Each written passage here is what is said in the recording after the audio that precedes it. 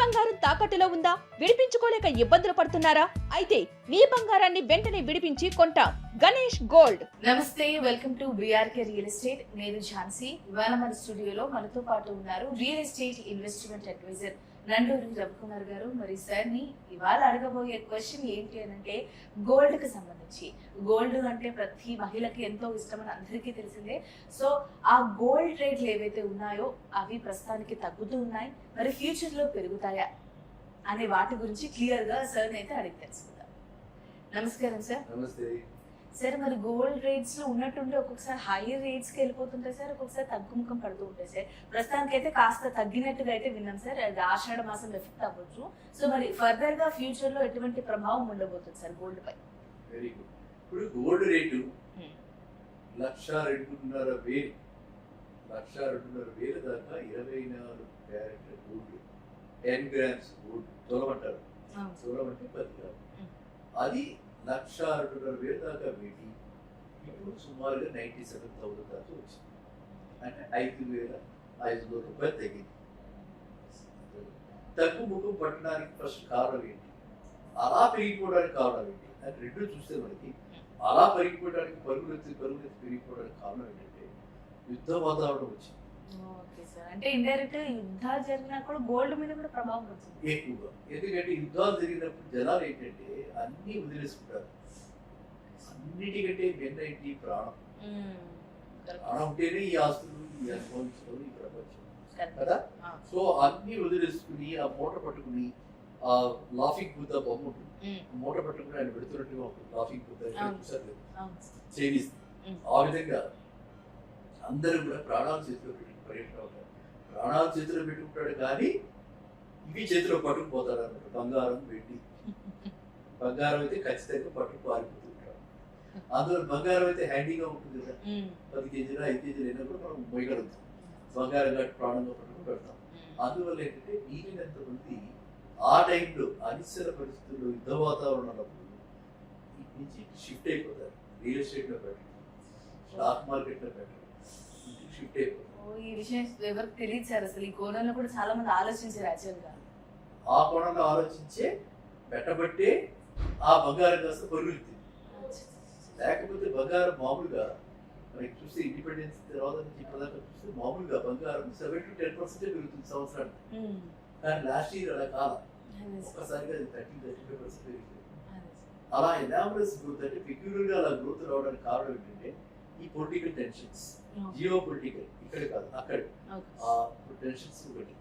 తర్వాత ఈ central government, central bank అంటే పీపుల్ రిపబ్లిక్ ఆఫ్ చైనా, మనకి రిజర్వ్ బ్యాంక్ ఆఫ్ ఇండియా మనకి ఉన్నట్టు, అది బ్యాంక్ ఆఫ్ జపాన్, ఇలాగా వీళ్ళందరూ కూడా ఆ గోల్డ్ కొని రిజర్వ్స్ పెట్టుకుంటారు. గోల్డ్ రిజర్వ్స్ పెట్టుకుంటే దాని స్ట్రెంత్ బట్టి మళ్ళీ మనకు కావాలంటే మనము అది అప్పు పెట్టి వరల్డ్ బ్యాంక్లో మనం లోన్ తెచ్చుకోవచ్చు. ఇండియాకే అప్పు కావాలంటే అలా కూడా గతంలో ఇండియా చేశారు. కాబట్టి ఆ విధంగా కూడా వీళ్ళు కూడా ఇన్వెస్ట్ చేస్తుంటారు. అలా కూడా కొన్నారు. ఇన్వెస్ట్మెంట్ అంటే సార్ ఇప్పుడు మామూలుగా ఇప్పుడు లేడీస్ అంటే ఆభరణాల రూపంలో డిజైన్ గా చేయించుకుంటారు. అలా కాకుండా కొంతమంది ఇన్వెస్టర్స్ ఎవరైతే ఉంటారో వాళ్ళు ఏం చేస్తారంటే ఉన్న డబ్బుని మీరున్నట్టుగా ఇలాంటి టైంలో బిస్కెట్ల లాగా, బార్ల లాగా కొనుక్కుంటారు సార్. మరి దాని గురించి ఇప్పుడు బిస్కెట్ల బార్లా కొనుక్కునే వాళ్ళంతా కూడా ఇన్వెస్టర్స్. అది 24 క్యారెట్. దానివల్ల మనకి లాభం ఏంటంటే మనకి ఏ మాత్రం కూడా వేస్టేజెస్ ఉండవు. మనకి మామూలుగా మీరు ఒక చెవితో ఒక చెయ్యిలో కొనుక్కుంటే దానిలో వేస్టేజెస్ ఉంటాయి. అంటే తయారు చేయడానికి ఎంత అని చెప్పిపోతుంది. తర్వాత మేకింగ్ ఛార్జెస్, మజూరీ అంటారు, అది మేకింగ్ ఛార్జెస్ అని ఉంటాయి. అది మనం కొనుక్కున్నప్పుడు అలా ఉంటాయి. అమ్మడానికి వెళ్ళినప్పుడు మళ్ళీ ఇంకా తగ్గుతాయి, మళ్ళీ తగ్గిస్తారు. మీనా కొన్నా మనకి 2 వైపులా బాగులేదు. కాబట్టి ఆర్నమెంటల్ గోల్డ్ లో మనం పెట్టుబడి పెట్టి, అంటే చెవితులు కొనుక్కుని, ఉప్పు దిద్దులు పెట్టుకుని, నెక్లెస్ కొనుక్కుని, వడ్డీలు అలాంటివి కొనుక్కుంటే 2 వైపులా మనకి నష్టమే. అంటే ఇన్వెస్ట్మెంట్ పర్పస్ కొనుక్కోకూడదు. అది ఊర్లీ మన అలంకరణకి, సొసైటీలో మనం తప్పదు. కాబట్టి ఈ శ్రావణ శుక్రవారం మీద వస్తాయి కదా, మళ్ళీ శ్రావణ మాసంలో మళ్ళీ మీరు ఎంత కొంటారు. అదేమంటే వరలక్ష్మి వృతం అంటారు, అమ్మవారికి పెట్టి ఏదో పూజించి నెక్స్ట్ డే నుంచి మీరు పెట్టుకోవడానికి కదా.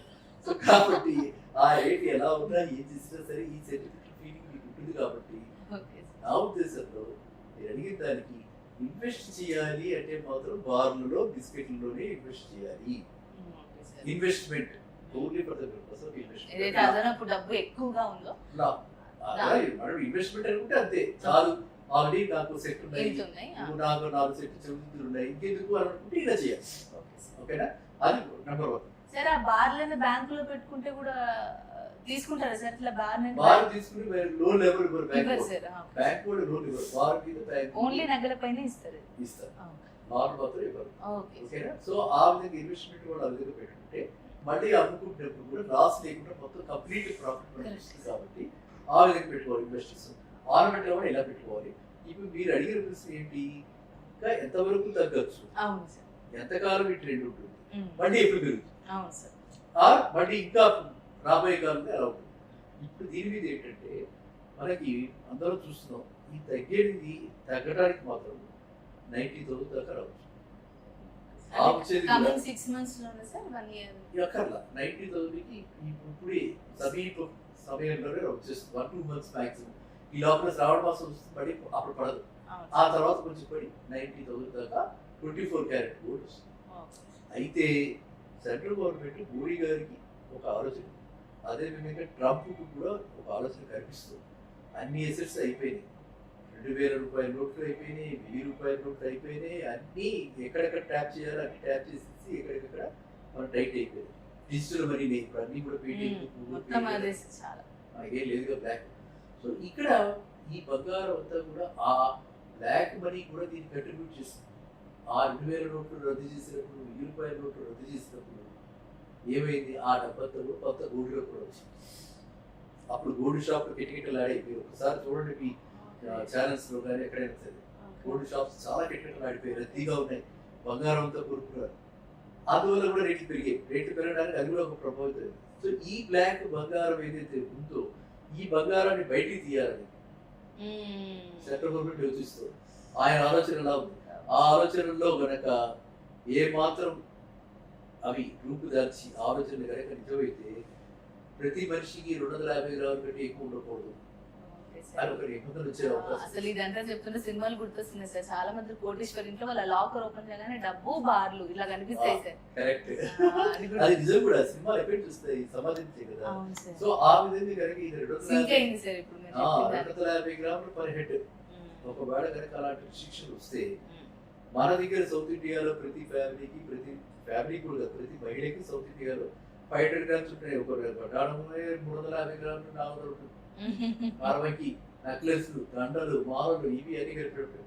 సో కాబట్టి డబాలని రేట్లు పడిపోయిన అవకాశం ఉంది, పడిపోవచ్చు. లాక్డౌన్ అంటే ఈ 3 ఏళ్లలో మోడీగా ఈ టర్మ్లో, నెక్స్ట్ టర్మ్ వచ్చేసి ఈ టర్మ్లోనే ఒకవేళ అలాంటిది కానీ వస్తే, ఇంపోర్ట్ చేస్తే గోల్డ్ రేట్ బాగా భారీగా, ఇప్పుడు నేను చెప్పిన 95-90 అది విడిపోయి 60 కూడా వెళ్ళిపోయే అవకాశం.